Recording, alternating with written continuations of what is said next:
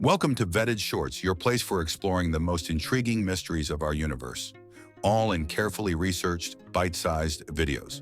Today, we're about to journey into the cosmos, far beyond our own Milky Way, to meet one of the most fascinating alleged extraterrestrial civilizations ever reported, the Andromedans. Imagine, if you will, civilizations in distant galaxies observing our world, not with hostility, but with compassion and a desire to help. Stories of alien contact are as ancient as human storytelling itself, but within these stories exists a recurring theme. Not all extraterrestrials are to be feared. In fact, according to contactees and whistleblowers like Alex Collier and lore surrounding the so-called Ashtar Command, certain groups have watched over humanity out of goodwill. The Andromedans are perhaps the most prominent example of this benevolent archetype. But who are the Andromedans? Why are so many accounts consistent in describing them as allies? Members of a galaxy-wide council striving for peace? What sets them apart from other alleged visitors, such as the Greys or reptilians? In today's deep dive, Vetted Shorts is piecing together the lore, contradictions, and legacy of the mysterious Andromedans. Let's set the scene. The Andromeda Galaxy, our next-door galactic neighbor, is a spiral of 1 trillion stars, shrouded in mystery and possibility. From this vast realm, stories tell of a race whose appearance is strikingly similar to ours. Humanoid, but with subtle markings of advanced evolution. Accounts often mention their tall stature, luminescent skin tones, sometimes leaning towards blue or pale silver, and eyes that radiate wisdom and deep empathy. But the true legacy of the Andromedans isn't their looks, it's their mindset. The key phrase whispered through decades of galactic lore: benevolent. So where did this idea come from? Why are so many seeking contact or guidance from them instead of fearing invasion? For many, the story begins with Alex Collier, a former U.S. Army assistant who, in the early 90s, claimed ongoing direct contact with Andromedan beings. According to Collier, the Andromedans are millions of years ahead of humanity, both technologically and spiritually. They observe Earth as part of a broader coalition, what he calls the Galactic Federation. Their allegiance isn't just to each other, but to the preservation of free will and evolutionary balance in the universe. If this sounds like the cosmopolitan politics of science fiction, you're not alone. Critics have dismissed these tales as wishful thinking, but for others, the accounts run deeper. Let's get more specific. What do believers actually report about the Andromedans? Here are some recurring details, cross-referenced from Collier, Ashtar Command narratives, and related testimonies. First, they're described as humanoid, so similar to us that, in the words of many contactees, they could walk among humans undetected, save for their radiant energy and sometimes unusual eyes or skin tone. They radiate an aura of profound calm. Many describe a telepathic presence more powerful than speech, a sense that these beings know your thoughts but never violate your privacy or autonomy. Their technology, according to lore, isn't rivaled by any earthly invention. Light-based travel, instant communications across galaxies, and a society that has transcended violence and competition. But perhaps the most intriguing claim: they are said to be guiding humanity towards a peaceful, more enlightened future, not through coercion, but by inspiring our own potential. Let's zoom in further. According to Ashtar Command lore, a rich body of channeled messages and spiritualist texts, Andromedans are described as active participants in an interstellar alliance, tasked with counterbalancing the influence of more predatory alien agendas. In this cosmic drama, the Andromedans are said to oppose oppressive forces, not through war, but through diplomacy, spiritual intervention, and what's called frequency raising, helping other civilizations, including ours, evolve past fear and conflict. Skeptical? So are many.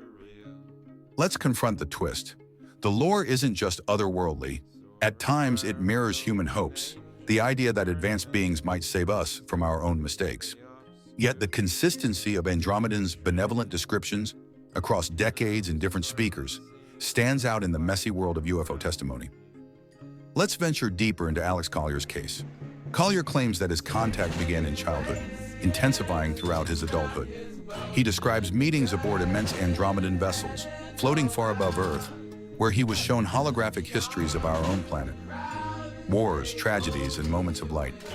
He describes the Andromedan homeworlds as near-utopian worlds, peaceful, technologically integrated with nature, free from money, poverty, and disease. From Collier's perspective, the Andromedans' agenda is simple. Inspire, don't interfere.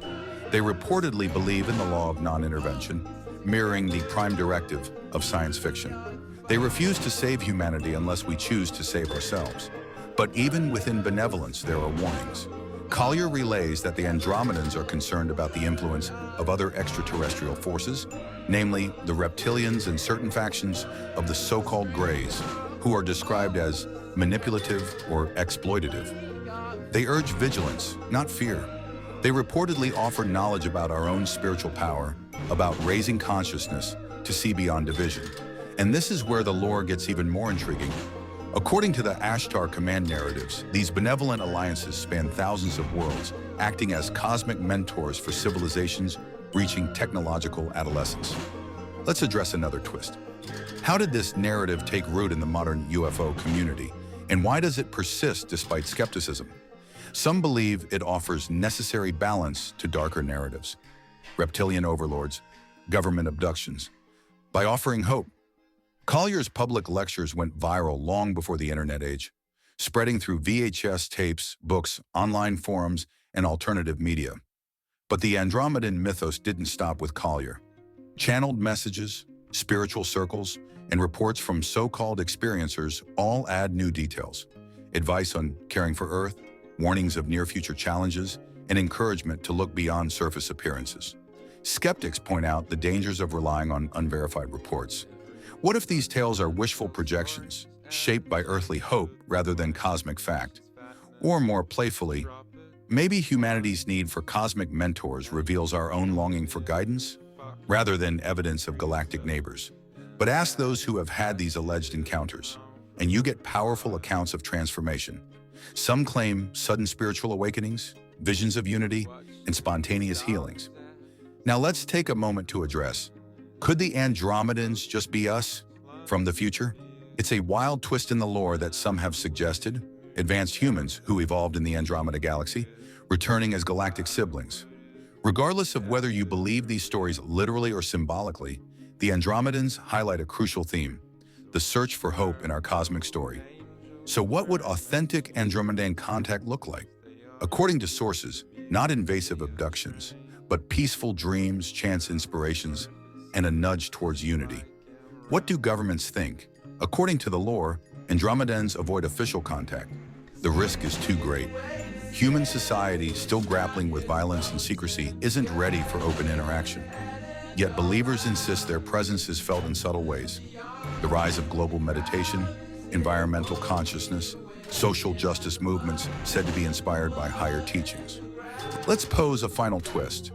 What if these myths, whether literally true or not, play a role in shaping future contact? Are we indirectly preparing ourselves as a species for the day we may look up and find we are not alone?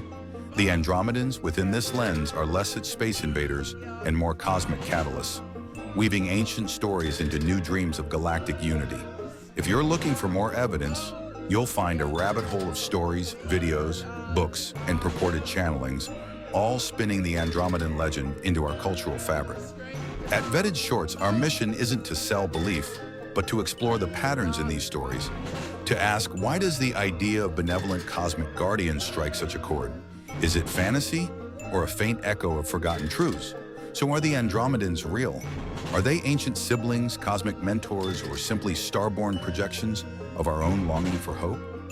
Wherever you land, the Andromedan story is compelling, an enduring beacon of hope, hinting that maybe, just maybe, kindness and wisdom are etched across the stars. Before you go, here's the real twist. What if learning to believe in our own capacity for compassion is the real message behind the Andromedan myth? Let's keep the conversation open. What do you think about the Andromedans? Are they friendly visitors, future humans, or simply our cosmic wish for salvation? Drop your insights, questions, and personal experiences in the comments below. And while you're here, make sure you hit like, subscribe, and ring that notification bell. At Vetted Shorts, we dive headfirst into the universe's big mysteries.